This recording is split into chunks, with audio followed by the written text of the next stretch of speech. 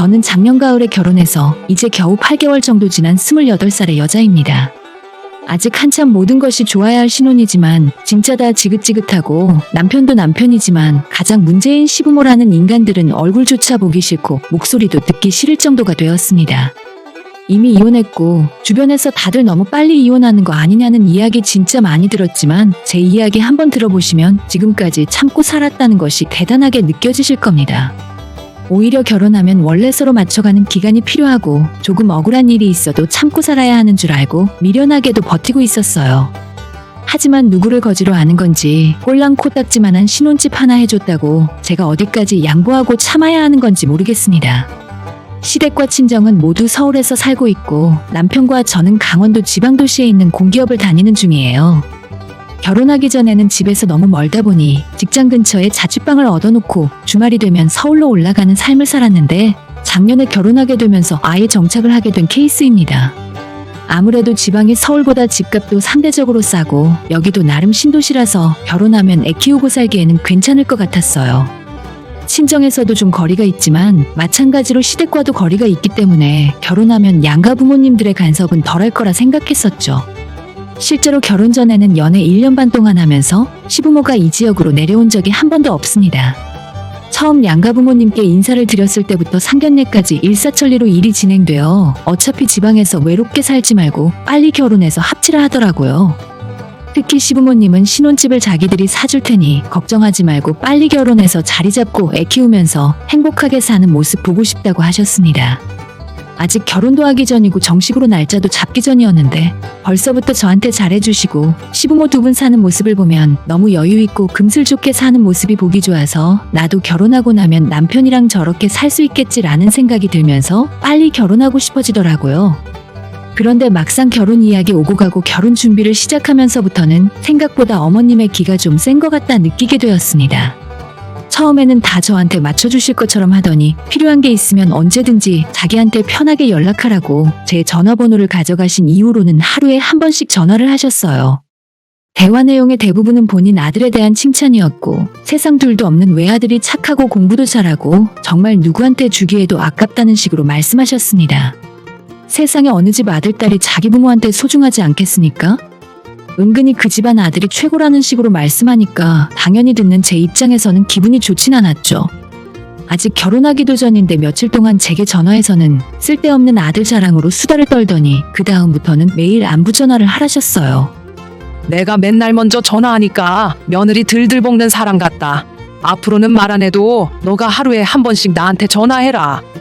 아직 저희 결혼도 안 했고 정식으로 며느리도 아닌데 무슨 안부 전화를 하라는 건지 모르겠지만 아무튼 매일 저를 들들 볶아댔고 솔직히 할 말도 없고 부담스러워서 전화를 안 하는 날에는 다음날 바로 연락이 오곤 했습니다.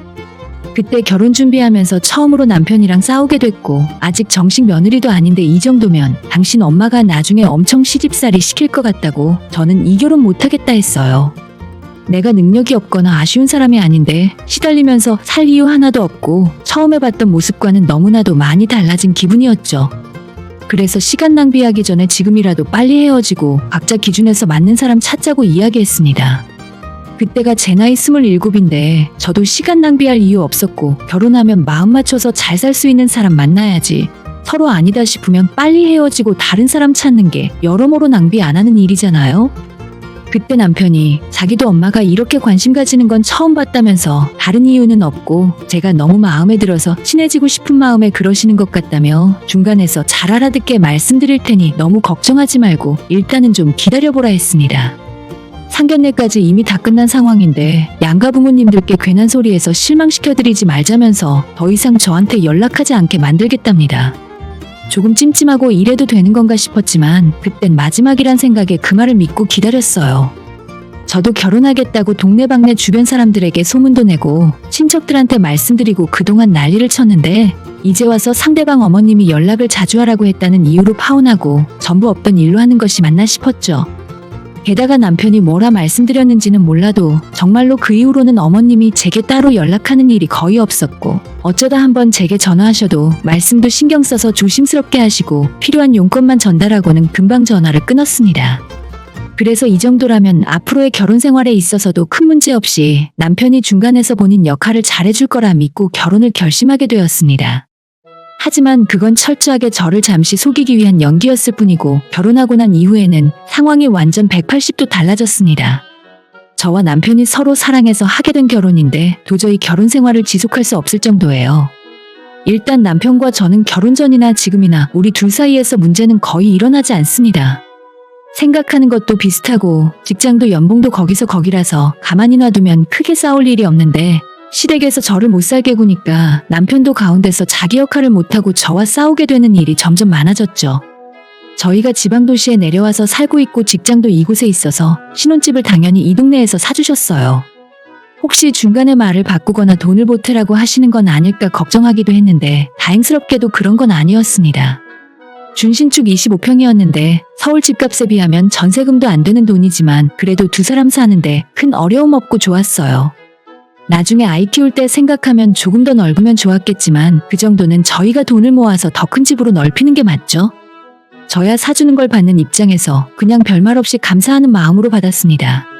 그래도 집을 시댁에서 사줬으니 혼수를 엄청 요구할 줄 알았는데 의외로 그것도 너희가 필요한 것만 알아서 사라고 하시면서 별 간섭을 안 하시더라고요. 그건 역시 의외였지만 감사하는 마음이었고 남편과 상의 끝에 혼수는 가성비로 하고 나중에 더 큰 집으로 이사 가기 위해 돈을 많이 아끼고 모을 수 있었어요. 결혼한 이후로 서울에 살고 있는 친구들을 불러다 집들이도 몇 번 했었는데 다들 우리 집에 오더니 깨끗하게 잘 꾸며진 집을 보고 부럽다고 하는데 기분이 정말 좋았습니다. 평수는 25평이었지만 완공된 지 5년도 안 된 준신축이라 깔끔했고 서울처럼 주변 환경이 복잡하지도 않고 한적하니 살기에 좋은 곳이었어요. 집은 25평이었지만 방이 3개 있었고 저희가 아직 아이가 없기 때문에 안방 하나 쓰고 남편 서재로 하나 사용하고 그래도 방이 하나 더 남았습니다. 저야 따로 개인방은 필요 없으니 남는 하나는 혹시나 친정부모님이나 시부모님 오시면 하루 자고 갈 수도 있으니 손님방으로 간단히 꾸며놨습니다. 처음에 혼수를 적게 하기로 협의했지만 막상 신혼집 들어가서 살다 보니 조금씩 추가 지출이 많이 나가더라고요. 집들이도 어느 정도 다 끝나고 이제 더 이상 찾아올 사람도 별로 없어졌는데 그때부터 시부모님이 한두 번씩 놀러오기 시작했습니다. 처음엔 집 구경하러 오기도 하고 일부러 이 근처까지 드라이브하면서 놀러왔다가 우리 생각나서 왔다고 하는데 그때마다 오시면 집에서 주무시고 가셨습니다. 물론 시부모님 돈으로 사주신 집이라 놀러오시는 것도 환영이었고 자고 가시는 것도 이해할 수 있었습니다. 하지만 점점 찾아오는 빈도가 늘어나더니 완전 우리 신혼집을 주말 세컨하우스처럼 여기고 사용하기 시작하셨습니다. 시부모님께 고마운 마음도 있어서 처음 방문했을 때 극진하게 대접했더니 그게 기분이 좋았는지 주말이 되면 놀러 오셔서 자연스럽게 집에서 자고 가기 시작했습니다. 아버님은 낚시를 좋아하다 보니 저희가 강원도에 사는 것이 큰 화가 되었어요. 두 분이 쓸데없이 금슬까지 좋으셔서 낚시터에 어머님을 항상 데리고 다니더라고요. 보통 금요일 저녁에 내려오면 일요일까지 2박 3일을 묵고 가셨습니다. 이 근방의 낚시터도 이리저리 번갈아 다니고 말 그대로 관광을 즐기면서 저녁때가 되면 저희 집에서 밥을 먹고 잠을 자는 날이 많았어요. 처음엔 참았는데 주말마다 내려와서 이러니까 진짜 미치고 환장하겠더라고요. 언제 시부모가 쳐들어올지 모르니 내 집이라고 마음 편하게 쉴 수도 없고 시부모가 와 계시니까 청소며 빨래며 식사까지 신경 써야 할 것들이 너무 많았습니다. 남편에게 불편하다고 눈치를 줘봤자 그때뿐이고 어차피 이 집을 시부모 돈으로 샀으니 막을 방법이 없는 거나 마찬가지였어요. 부부 신혼집에 아들 혼자 사는 자취방도 아니고 어쩜 이렇게 무식하게 구는지 모르겠습니다. 결혼한 지 몇 달 지나지 않은 깨가 쏟아지는 신혼인데 내 집에서 시부모 눈치 보느라 아무것도 못했어요. 제가 시댁분들을 싫어하는 것도 아니었고 특별히 밉보일 만큼 잘못한 적도 없어요. 강원도 지방이긴 하지만 집값이 여기 넘어가는 큰돈이니까 정말 감사하게 생각하고 저도 보답하려고 노력했습니다. 시부모님이 집에 찾아오면 생활비 탈탈 털어서 한우도 사드리고 좋아하시는 회도 몇 번씩이나 사드렸었죠. 하지만 매주 주말마다 내려와서 저희 집에 눌러 앉으실 생각이었으면 애초에 신혼집을 사주신다고 할 때 됐다고 거절했을 겁니다. 시부모님은 경제적으로나 시간적으로나 여유가 조금 있는 분들이고 언제든지 놀러 다닐 수 있으세요. 그런데 전국팔도 좋은 곳 다 놔두고 제가 이 집에 시집 들어오자마자 집요하게 강원도로 놀러 오시는지 진짜 해도 너무하더라고요. 퇴근했니? 금요일이라 우리도 내려가는 중이야. 저녁에 집에서 삼겹살 좀 구워 먹을까?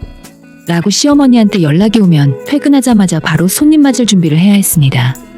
장보고 재료 손질부터 상차림까지 전부 저 혼자 다 해야 하고 그 집안 식구들 다 먹고 나면 설거지하고 정리하는 것도 제가 해야 하는 몫이었죠. 남편이 평소에는 설거지를 도와주지만 시부모 와 있는데 그걸 시킬 수도 없잖아요? 이 집안 안주인이 아니라 무슨 펜션 주인이라도 된 것처럼 내 집에서 허리 못 펴고 일했어요. 제 눈치를 보던 남편이 차라리 외식을 하자고 해도 시부모님은 밖에서 사 먹는 밥은 맛이 없다며 며느리가 해주는 밥이 세상에서 가장 맛있다고 하는데 진짜 밥주걱으로 시부모 뺨을 한 대씩 치고 싶었습니다. 신랑도 초반 몇 달 동안 제 눈치를 보며 행동하더니 얼마 지나니까 아무런 말도 없고 오히려 시어머니가 오는 날을 손꼽아서 기다리고 있더라고요.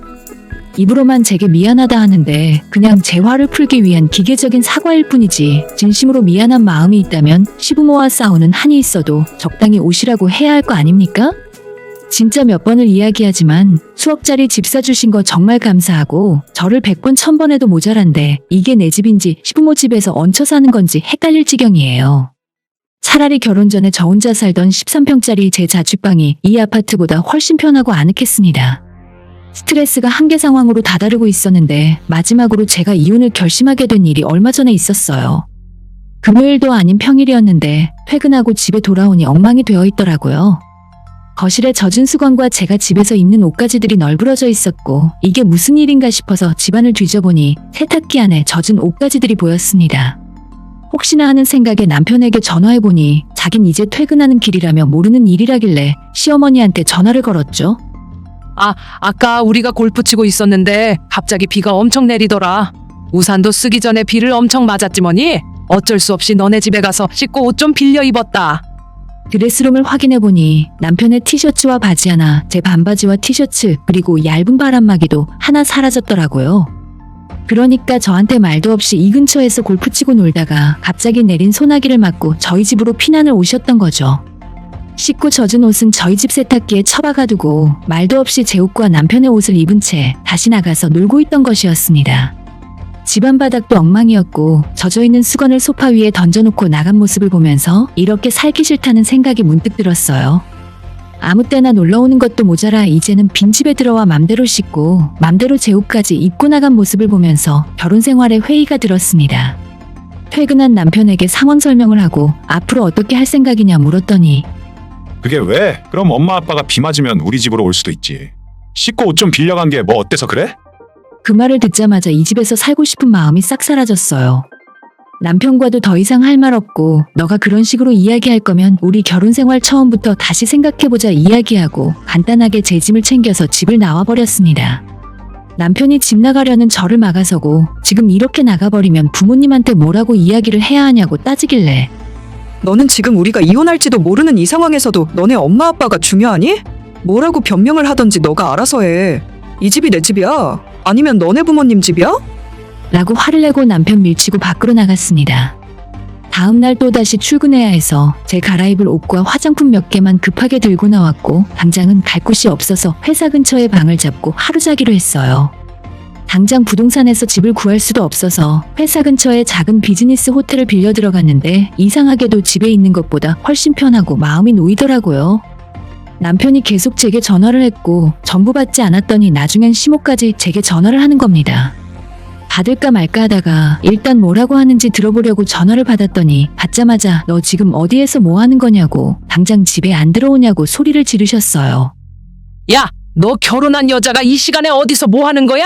너희 집에서 이렇게 가르쳤니? 사부인한테 당장 전화해서 한 소리 해야겠다. 친정부모님한테 전화한다고 하면 제가 벌벌 떨면서 죄송하다고 싹싹 빌 줄 알았나 본데 전혀 그럴 생각 없었어요. 오히려 그동안 속으로만 생각하던 이야기를 다 해버렸습니다. 제 부모님한테 연락하시려거든 당장 해보세요. 저 진짜 지긋지긋해서 더 이상은 못 해먹겠으니까요. 집 하나 사주고 별장처럼 쓸 생각이었으면 그냥 사준다고 하지나 말지. 하고 소리를 질렀더니 시아버지도 옆에서 한 소리 하셨습니다. 시댁에서 집을 사줬으면 그에 맞게 며느리가 납작 엎드려서 처신해야 하는데 제가 너무 고개를 빳빳하게 들고 날로 먹으려 한답니다. 저희 집안이 그 정도 소리 들을 정도는 아니거든요. 그깟 강원도 지방에 25평 아파트 하나 사준 게 이렇게까지 제가 숙이고 들어가야 하는 일인가 싶기도 하고, 저 혼자 먹고 살 만큼 돈 잘 벌고 우리 부모님도 이 정도 아파트는 사주실 수 있을 정도로 없이 사는 건 아닌데 제가 왜 성질 죽이고 시부모 수발 들어가면서 살아야 하는지 정말 모르겠더라고요. 어차피 다시 관계를 회복하는 것도 글러먹었고 남편이랑 화해하고 집에 돌아가 봐야 시부모님은 계속 집에 찾아올 것 같아서 이쯤에서 끝내야겠다 마음을 먹게 되었습니다. 시어머니 꾀꾀대는 소리 듣다 지쳐서 전화 끊어버리고 혼자 조용한 방에서 생각을 정리했어요. 더 이상 남편과 결혼 생활 이어나갈 이유가 하나도 없었고 이혼하고 갈라서야겠다 싶었습니다. 다음날 남편에게 퇴근하고 연락해서 이혼하자는 말을 제가 먼저 꺼냈어요. 제가 혼수해서 들어간 거 현금으로 깔끔하게 돌려받고 그동안 돈 관리는 각자 알아서 하고 있었으니 나누고자 하시고 할 것도 없어서 그렇게 깔끔하게 이혼하기로 합의했습니다. 시모가 그 뒤로 몇 번 더 제게 전화하더니 지금이라도 자기한테 사과하면 전부 없던 일로 해주겠다면서 나중에 후회할 짓 하지 말라더군요. 저는 괜찮으니까 그 집에서 주말마다 잘 놀다 가시고 아드님이랑 행복하게 사시라 말씀드리고 전화 차단했습니다.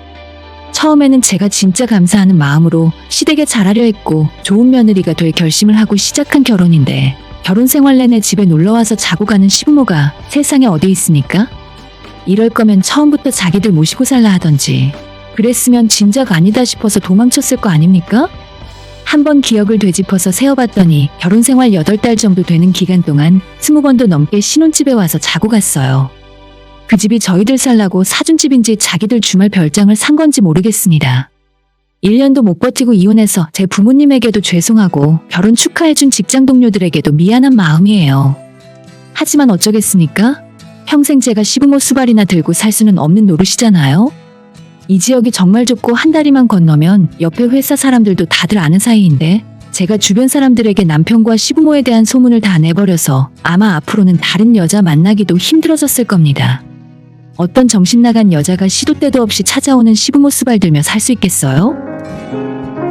오늘의 사연은 여기까지입니다. 구독과 좋아요, 알람 설정 부탁드려요. 다들 행복하시고 좋은 하루 되세요.